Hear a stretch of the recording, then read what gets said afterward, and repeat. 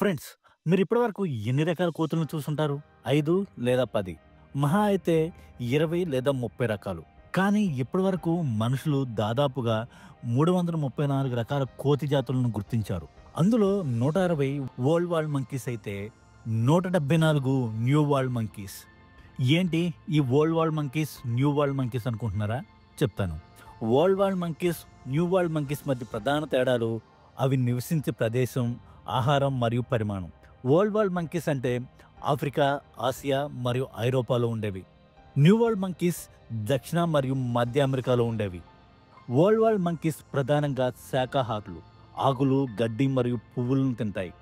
వీటిలో కొన్ని కోతి జాతులైతే మొక్కల సెల్యులోజ్ను విచ్ఛిన్నం చేయడానికి ప్రత్యేకమైన కడుపును కలిగి ఉంటాయి.